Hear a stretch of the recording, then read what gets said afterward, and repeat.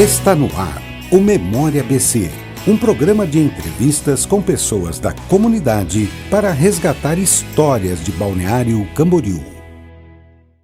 Memória BC, gravação desse programa, dia 8 de agosto de 2019.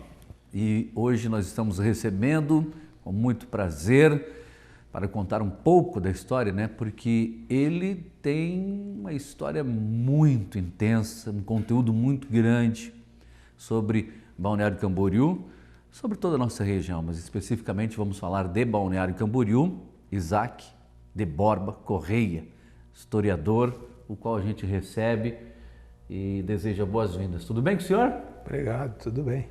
Já conversamos em outra oportunidade e eu destaquei, meia hora é pouco, porque a sua história com Balneário Camboriú e Balneário Camboriú com a sua história se misturam também, né? O que a gente pode relembrar do início dessa cidade até nós chegarmos a este momento? O que lhe marca desde o início, desde aquela época em que por aqui andava, caminhando, onde não existiam prédios, onde a praia estava deserta? Vamos relatar um pouquinho dessa história da nossa cidade? Vamos lá. A gente teve esse privilégio, né, de ver essas duas fases, né, de uma aldeia de pescadores a isso que está aí, né? Então é muito gratificante, eu me sinto um privilegiado, né? Por exemplo, eu sou mais antigo que os prédios da Avenida Atlântica.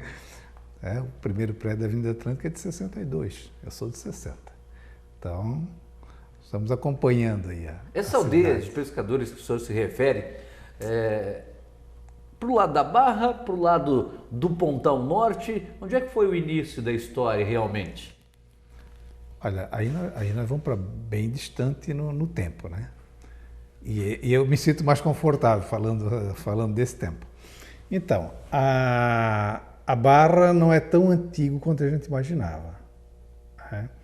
Eu tenho aí nesse livro aí que eu estou publicando agora um documento de uma pessoa de 1800, o documento provavelmente é de 1835, ele está pedindo para ser o primeiro morador da Barra. Haja vista a presença indígena ali, que era muito forte. Camboriú tinha a maior concentração de indígenas do estado, principalmente naquela época, né? Depois, evidentemente, que a população europeia fez eles correr para o interior, então parece que no interior tinha mais. Mas eles estavam muito concentrados aqui na Barra, no lado de lá do rio, né? No lado de lá, na banda sul do rio, né? Onde tem uma concentração muito grande. Isso dificultava. E era um pessoal, assim, uma tribo que bancava o terror mesmo. Fizeram alguns ataques violentos. Isso intimidava muito a população. Então, a população europeia estava confinada na Praia Brava e Canto da Praia. Tá? Inclusive Itajaí também. Itajaí tinha muito pouco no centro. Tá? O pessoal de Itajaí, porque ali o centro de Itajaí era um grande lodaçal, era uma coroa de areia. Tá? Então também não era lá grande coisa. Quando se fala em Itajaí, no começo da colonização, ali por volta de 1822 até 1840, quando começou o negócio, Itajaí é mais Canhanduba, aquela área do Itajaí Mirim. E depois aqui é Praia Brava e o Canto da Praia. Quando o senhor fala que era violenta essa população, né, naquela época dos indígenas, enfim, dos primeiros que chegaram, o senhor tem registros, inclusive, que houveram mortes, né? Chacinas, diversas chacinas. Aí estão nos relatórios dos governadores, dos jornais da época. Só num dia os índios chegaram a matar 22 pessoas. E aqui onde nós estamos, exatamente aqui. Hoje o bairro dos Estados. Né? Porque eles estavam confinados do lado de lá do rio. E havia um passadouro, uma passagem. O índio ele não atravessava o rio nas partes mais largas. Então eles estavam atravessando ali próximo do Colégio Agrícola. E dali eles acessavam a praia aqui por trás desse morro. Acessavam a praia para vir na praia, coletar mariscos, ostras e tal. Tanto que tinha um sambaqui muito grande ali perto da ponte em Camboriú. Encontrar talvez o maior que já existiu. Foi capa do jornal O Estado, quando descobriram aquilo ali. Uma empresa se instalou ali para explorar aquilo ali por 20 anos, fazendo cal. né? Então ali tinha uma concentração muito grande. Eles atravessavam por onde hoje é o traçado da Avenida Santa Catarina. Eles vinham aqui, chegavam aqui nesse morro aqui, próximo aqui onde nós estamos, na Câmara aqui onde é o fórum, para quem não sabe onde é que nós estamos localizados. Então aqui era o ponto de encontro. Quem estava do litoral querendo entrar para o interior, também passava por aqui. Então isso aqui virou um corredor da morte. Tá? Então aqui, exatamente onde nós estamos, foi chacinado dia 18 de outubro de 1836, há relatórios entre 20 e 22 pessoas. Qual era a grande disputa? Basicamente terras, né? Porque o pessoal europeu estava confinado no litoral, um lugar onde não tem terras férteis. E a demanda por terra boa era inevitável, você precisava plantar, precisava comer. Né? E os índios não, os índios eram mais extrativistas, então não estavam nem aí com esse negócio de plantar. E os brancos começaram a atear fogo, era uma técnica de atear fogo para limpar a coivara, né? Tinha que limpar. E nesse campo aberto o índio também quase não aparecia. Aí ele andava muito bem da mata fechada. Então eles ateavam fogo no máximo que poderiam. E de alguma forma eles estavam chegando e pressionando os índios também. Então aí eles começaram a fazer chacinas. Houve diversas. As maiores foram em Camboriú, Tijucas houve bastante. Tanto que se cogitou, logo em seguida, em 1840, a transformar essa região da Canhanduba, do lado lá do rio, na primeira aldeia, na primeira reserva indígena que se tem notícia.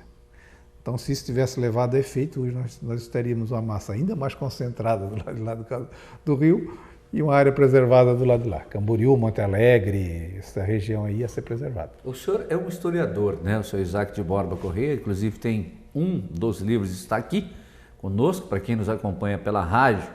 A gente tem a narrativa de falar que tem agora Camboriú e Balneário, história das duas cidades.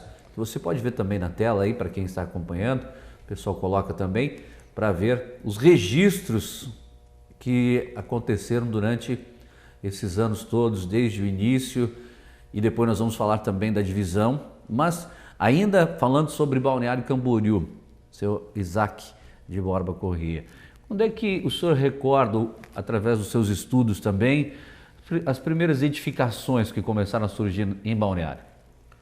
Bom, a praia era um lugar pouco desejado.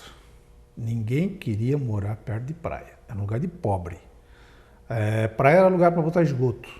Vendo uma casa, anúncio de jornal, vendo uma casa de fundos para o mar, ideal para jogar lixo e botar esgoto. Os lixos eram jogados na praia. Isso não te admira, porque foi pouco tempo, já é do meu tempo, eu já era moço, jogava-se o lixo na Praia Brava. Não exatamente na areia, na praia. Que ano mais ou menos? Até 75, por aí. Não é tão distante. Até, afinal, foi o prefeito Meirinho que tirou da Praia Brava e passou para o lixão da Canhanduba. Então era jogado na praia. Então a praia era lugar de pescador pobre, ninguém queria ficar morando perto de pobre. O chique era morar na fazenda, na sede. Então, se não fosse os alemães inventar a moda do banho de mar, que também não começou como entretenimento, praia não começou como turismo de diversão, era turismo de saúde. Você vinha para a praia para se tratar. Tem muita gente boa, famosa aqui, cidadãos de bem aqui de Balneário Camboriú, muito conhecidos, que vieram para cá para se tratar, que estão vivendo aqui ainda. Então, era assim, até tem uma anedota assim, que o pessoal lá de Blumenau, daquela região, convidava para vir para a praia. Quer dizer, eu não vou, não estou doente, muito obrigado, não estou doente. Então, só vinha para a praia quem estava doente. Tanto que as fotografias antigas, bem antigas... Não tinha uma doença específica? Os caras estão de terno e gravata na praia. Uhum. É verdade. Mas doença de pulmão e tal. Vinha muita gente para cá. Famosa, construtores aí, o dono da Embraco, uma das primeiras construtoras, veio para cá por causa da saúde do filho. Doutor Braga, aquele menino Braguinha que está aí, veio para cá por causa da saúde. Então, tem diversas pessoas aí que vieram por causa de saúde. Então aí começaram, porque o nosso pessoal daqui, nativo daqui, não tomava banho na praia. Então, os primeiros prédios começaram longe da orla, começaram na Avenida Brasil. Tanto que ainda tem um prédio na Avenida Atlântica, um dos primeiros prédios, que ele não dá frente para o mar. Ele dá lateral para o mar. A frente dele fica é voltada para o norte e outra para o sul. A fachada dele da frente não... Onde é que está localizado esse prédio? Esse prédio é o edifício Comasa, fica do lado da casa do Luciano Davan. Quem conhece a casa, uma das poucas casas que ainda resta, né? Ali do lado, mais para frente, está construindo o edifício Number One, eu acho que é. Então ali tem um prédiozinho verde, né? A frente dele é um paredão. A frente para o mar é um paredão. E na época... E ele foi construído em 69, não é muito antigo. Não é muito antigo. Então não se valorizava o mar ainda. Quando é que se começou a enxergar esta praia com outros olhos, digamos assim? Não é só para jogar lixo, não. Em 1962 inaugurou-se, 63 inaugurou-se o primeiro prédio na Avenida Brasil. Aí veio uma série de prédios na Avenida Brasil. Aí veio o Santa Inês, aí veio o Arlene, tudo na Avenida Brasil. Vieram ali. Em 1962, o senhor Arnoldo Schippers comprou a casa de um joalheiro, seu Alfredo Lehr, na Avenida Atlântica, e desmanchou a casa dele, foi a primeira casa que desmanchou para construir um prédio. Foi o edifício Punta del Este, ele é de 1962. E por quê? Em 62 foi um pool de construção civil, de gente. Foi um primeiro, o grande foi movimento. Ali o divisor de águas. Foi em 1952. 1952 foi um maior crescimento. Nós vimos registrando uma média de 48 casas na prefeitura. Em 52 passou para 620, dá 1.200%. Depois, em 62, houve esse surto. Eu acredito que em virtude do presidente João Goulart. Nós estávamos numa crise violenta naquele tempo. Quem conhece a história sabe que estava vivendo uma crise. E onde é que a gente vai investir? Onde o presidente está investindo. O presidente estava investindo aqui. Ele estava fazendo propagandas da cidade, criou seu epíteto, a Praia Presidencial. Para o presidente. Então ele fez propaganda na televisão, ele fez propaganda em revistas, através de pessoas, né? Hoje em dia a gente chama laranja e tal. Através de outras pessoas, ele tinha os investimentos dele e faziam esse... Circula no YouTube, hein? Um vídeo de 62, aquilo é do João Goulart. Tem a Revista do Sul, uma grande reportagem da Revista do Sul, foi patrocinado por ele. Então dali começou, 62, aí começaram a construir na Avenida Atlântica. Aí dali, aí foi rápido. Aí em seguida, os construtores... o centro histórico... O interesse de outros países de vir para cá também, por exemplo, né, da América do Sul, aqui da Argentina, Paraguai, o pessoal vir para cá também. Eu ia dizer para ti que o centro histórico da Avenida Atlântica está deslocado mais para o canto ali. É ali onde está o edifício Punta del Este. Aí do lado fizeram o Albatroz, o Londrina, o Kennedy, ficou tudo ali, naquele cantinho ali. Depois veio se estendendo até no centro, depois demorou um pouco para ir para o sul. O que passava na sua cabeça nessa época, assim, que o senhor ficava olhando, o senhor que veio acompanhando, né, tudo isso, daqui a pouco começou a crescer aqui, apareceu outro ali, mais um ali, acolá. O que ia passando na sua cabeça? O senhor projetava já isso que está hoje? Eu escrevi uma crônica sobre isso, esse dia sobre os prédios. Aquela vez que o Fantástico esteve aqui, fez uma reportagem e nos ludibriou, e a reportagem era uma pegadinha para falar da sombra da praia. Então pegaram muita gente, né, de surpresa, marcaram uma pauta e vieram com esse negócio da sombra. Aí em seguida eu escrevi uma crônica sobre os prédios, que eu gosto deles, eles são como meus irmãos. Então eu ia para a praia, eu costumo dizer que eu fui o primeiro guia de turismo da praia. Nós tínhamos o edifício Kennedy, que era o maior de Santa Catarina, já naquele tempo quando ele estava apontando. E lá de casa a gente via bem ele, assim, ele apontando. Então meus primos, quando fizeram uma visita para nós de Blumenau, eles quiseram ver o que era aquele prédio. E eu fui levá-lo lá para conhecer aquele prédio. E a partir dali comecei a torcer para cada vez que viesse o maior, porque eu achei bacana dizer, olha, esse é o maior prédio de Santa Catarina, está aqui na minha cidade, no meu local. E realmente, dali para frente, não perdeu mais esse título. Aí as construtoras, geralmente duas, polarizavam essa disputa pelas alturas. Cada uma querendo fazer o mais alto que o outro. E chegou nessa coisa que está aí. E sobre isso nós vamos falar já na segunda parte desta entrevista com este historiador que realmente tem Tem muita informação sobre Balneário Camboriú, sobre Camboriú. Isaac de Borba Correia. A gente volta a falar com ele no Memória ABC, programa este gravado dia 8 de agosto de 2019, para você realmente marcar isso, eternizar mais um momento aqui com este programa.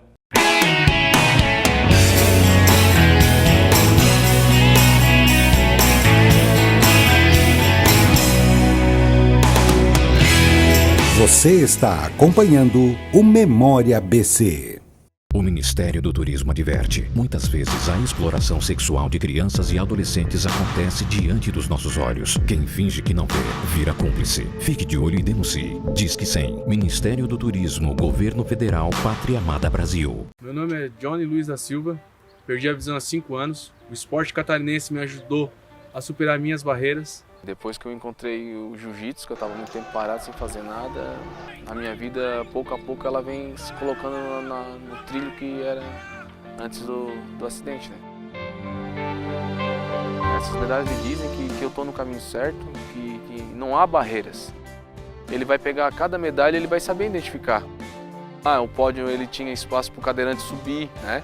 Sem precisar sair, pegar a cadeira dele e levantar, ele mesmo propriamente podia subir. Bem surpreendente, eu não esperava por aquilo.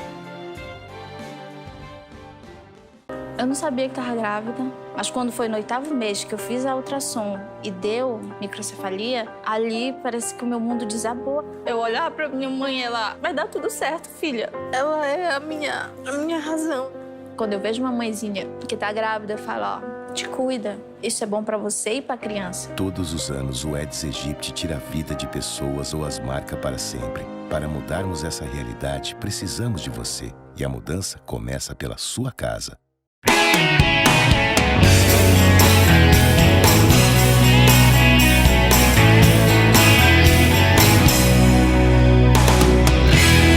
Você está acompanhando o Memória ABC.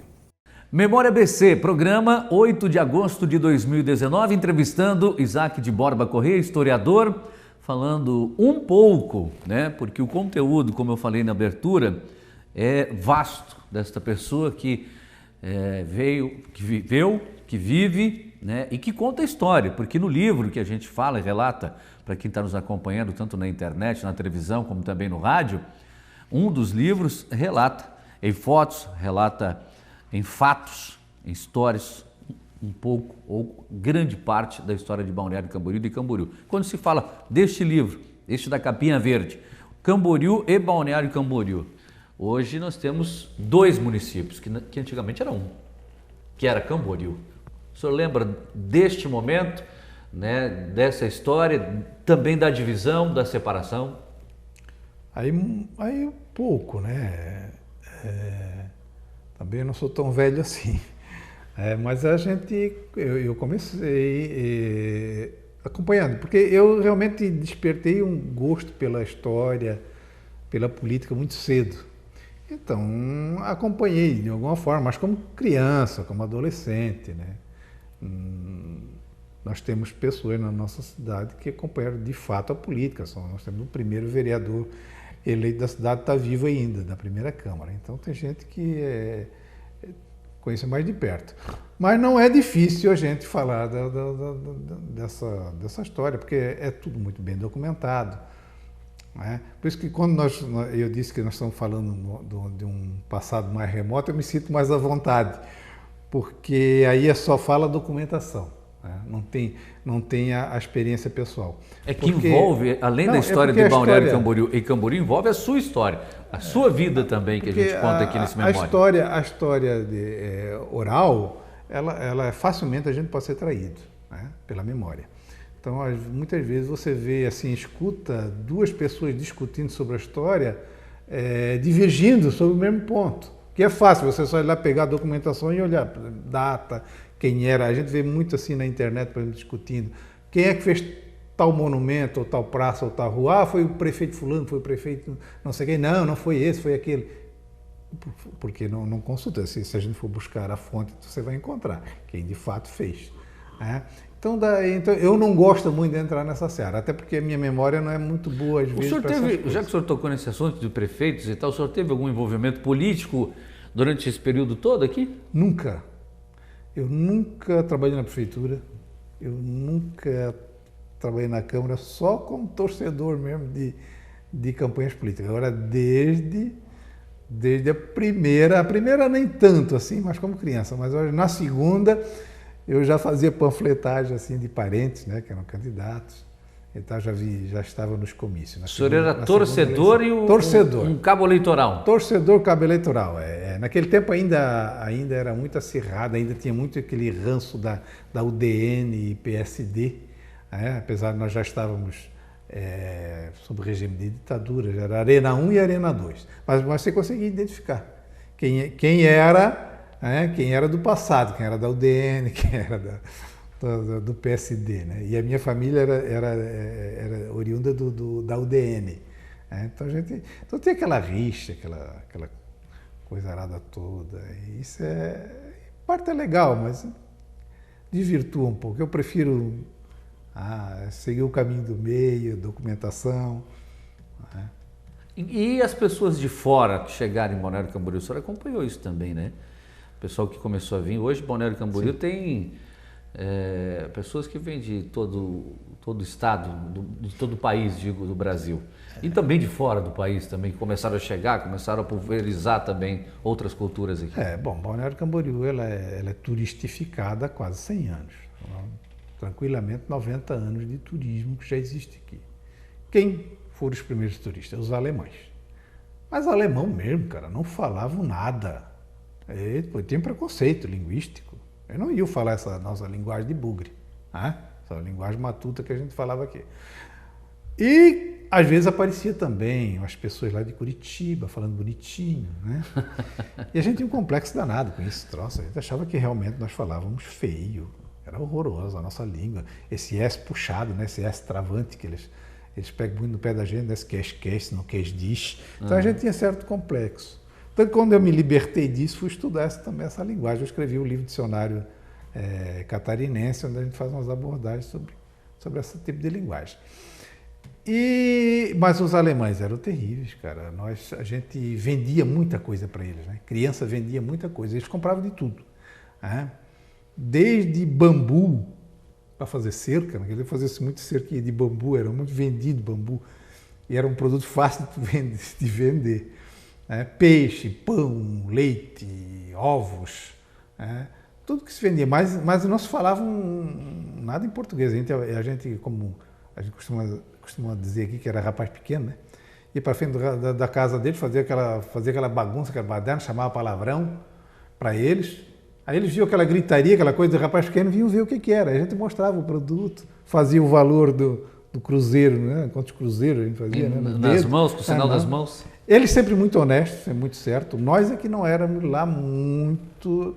Não é que éramos desonestos, é que gostava de sacanear, né? Que tipo? Picolé dava uma lambida primeiro, aquela coisa que tinha rapaz pequeno. Botava um ovo estragado no meio só para sacanear, porque eles eram muito preconceito contra a gente fazia sacanagens assim. Mas é para brincar, assim, mais coisa de diversão de criança, nada sério. O mais legal é que a rapaziada gostava de lamber picolé. Isso era lembra que ele vendia esse picolé em caixinha, picolé redondo, era o seu Osmar que fabricava, e que só tinha um papel enrolado assim, sabe? Então era fácil de você lembrar. E eles lambiam assim por cores, né? Primeiro pela cor do picolé, ele tinha a cor mais bonita, framboesa, chamava mais atenção, né? Então fazia. Mas isso era um surto, isso todo mundo falava. Os nossos pescadores aqui, como é que eles começaram a ter o seu espaço ali? Tem até hoje, né? Um pouco mais fraco, enfim, mas tem, né? Não, tá difícil. Assim, se você olhar por aquele tempo, quando o pescador, o dono da rede, mandava no local, é bem diferente. O dono da rede, ele mandava. Se alguém fizesse barulho, estivesse trabalhando, ele ia lá e mandava parar. Isso hoje em dia... Isso não qual ainda, ponta ainda da praia? Ainda em Bombinhas, você pode talvez... Hoje não é mais tanto. Hoje é mais a lei mesmo faz isso.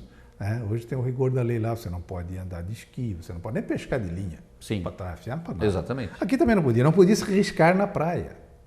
Meu pai não deixava a gente riscar na praieira, a gente gostava de jogar bolinha, né? E era difícil, não podia fazer barulho nenhum, não podia fazer nada. O dono da rede mandava no local. Eu sou mais afeto, logicamente, ao canto da praia. Eu me criei, meu avô tinha rede, meu pai tinha os pontos, né?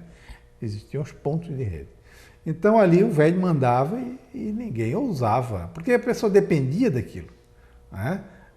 A comunidade dependia da pesca da tainha. Isso estou falando da pesca da tainha, tá? Só a tainha, os outros não. Então chegava na época da tainha, tu não podia fazer nenhuma espécie de barulho. Tinha o Marambaia ali já? Canal? Rio? Como é que chamava? Não.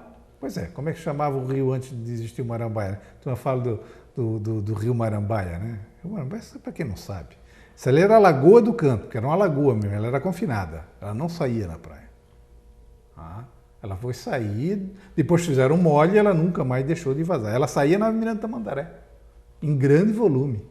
Hoje, mais ou menos, nós temos até fotografias de um volume parecido assim com o do rio Camboriú, lá na ponte, assim, ou como está ali hoje, no canto da praia. Hoje já não, né? Porque agora com o molho novo já tem um volume de água muito grande dentro da lagoa. Então a lagoa já não seca mais. Mas ela secava total, ela não passava água. Então era a Lagoa do Canto. Aí fizeram um molhezinho e ela não confinou mais, ela passou direto.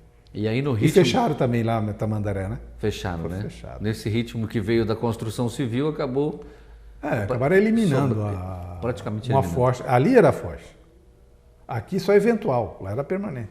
Qual foi a melhor fase sua em Balneário Camboriú? Um momento que o senhor não esquece da sua vida, que realmente foi Muita gente maravilhoso. faz essa pergunta. Qual era melhor? Antigamente, quando você chegava domingo na praia sem camisa, tinha um bando de gente jogando bola, você entrava, escolhia, conhecia todo mundo. Era muito legal. Praia limpinha, você tinha muitos moluscos que a gente pegava na praia. Esse ano até questionei com os pescadores, cadê as cambuquira? Na época da tainha a gente pescava muita cambuquira. Não tem mais, acabou tudo. Acabou a lagoa. Mas a fase de hoje também é legal. Você pensa o pessoal todo de fora. A gente passava muito trabalho, tem que comprar algum objeto, você tem que ir no mínimo a Itajaí. Geralmente é Blumenau ou Florianópolis, se quisesse comprar alguma coisa mais sofisticada, maior, fazer compras em Blumenau. Hoje eles vêm comprar aqui.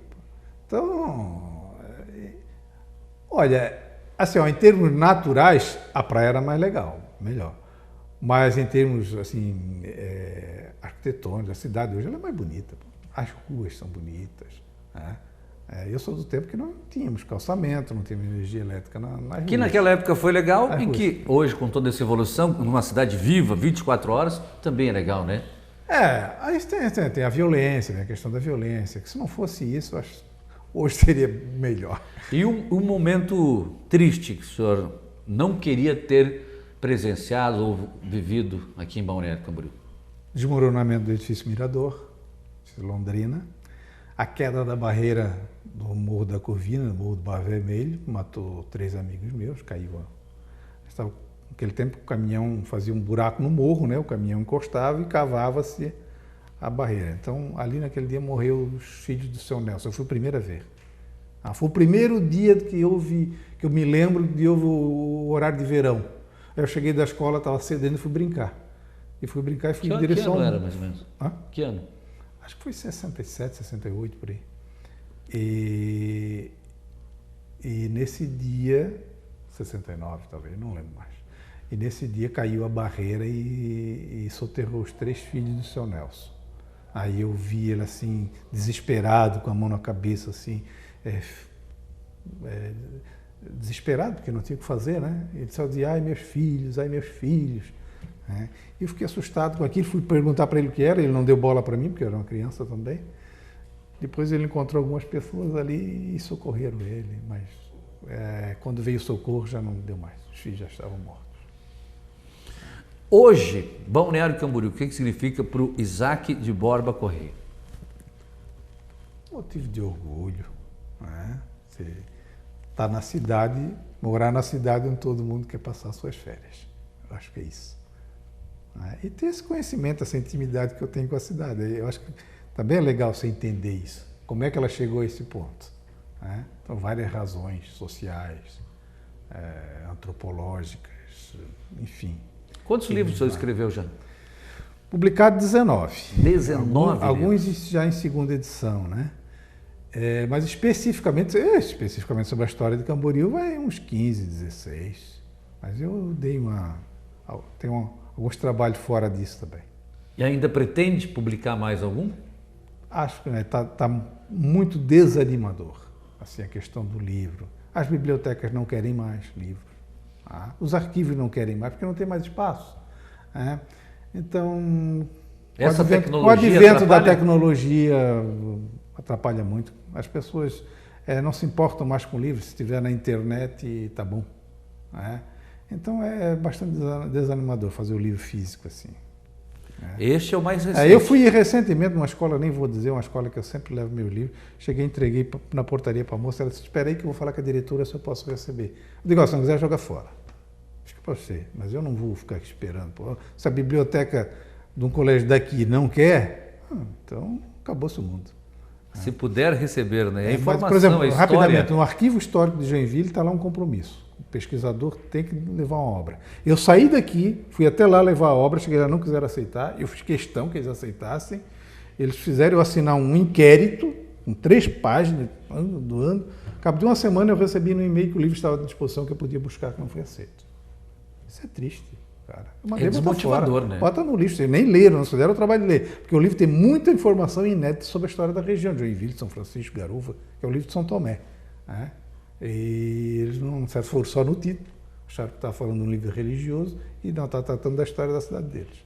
E isso tinha que estar dentro da sala de aula para essas crianças que vieram agora, essa geração diferente, para ler e acompanhar o que na verdade, o São Tomé, eu estou falando do caminho de São Tomé, o caminho do Piabiru, onde tudo começou a nossa história no caminho do Piabiru. E eles não deram essa importância e tal, mano. Então tá assim, cara. Olha, um pouquinho, para quem nos acompanha pela internet, pela TV, pelo rádio, ouça, está acompanhando pelo rádio, acompanhe o que eu falo, um pouquinho está no último livro, no mais recente, não vou dizer o último, né? Vai que o senhor Isaac quer fazer mais um ainda, né? Quer publicar mais um livro. A terceira edição já está saindo. Já vem aí mais uma então, né? Porque temos uma lei de incentivo cultural em Camboriú aberta, então pode ser que... Que bom. Então tem vários livros, é só você procurar Isaac de Borba Correia e aprender, estudar sobre a cidade que você mora, sobre a cidade que você visita, sobre Balneário Camboriú, sobre as duas juntas, sobre separadas, enfim, né? Por isso que a gente falou, né? Esses 2 blocos de 15 minutos é pouco para o conteúdo, para a informação que este homem, este historiador tem e que contou um pouquinho aqui para a gente. Nós agradecemos, muito obrigado. Queria que o senhor deixasse uma mensagem a quem está nos acompanhando para falar sobre Balneário Camboriú. Qual que é a sua mensagem final? Olha, a cidade está crescendo, isso é bonito, mas vamos cuidar do meio ambiente. Vamos revitalizar a Lagoa do Canto. Esse é o meu sonho. Eu ainda quero voltar a andar dentro dela, pescar dentro dela. Obrigado, seu Isaac. Muito obrigado. Eu que agradeço. Mais uma vez conversar com o senhor é um prazer e é sempre muito bom a gente aprender com ele também, né? Aprender com todas as pessoas. O Memória ABC, programa gravado dia 8 de agosto de 2019, com a história de Isaac de Borba Correia. Muito obrigado mais uma vez e fique sempre acompanhando, porque aqui nós eternizamos a história de Balneário Camboriú. Você acompanhou o Memória ABC, um programa de entrevistas com pessoas da comunidade para resgatar histórias de Balneário Camboriú. As entrevistas já realizadas estão disponíveis no portal do Legislativo.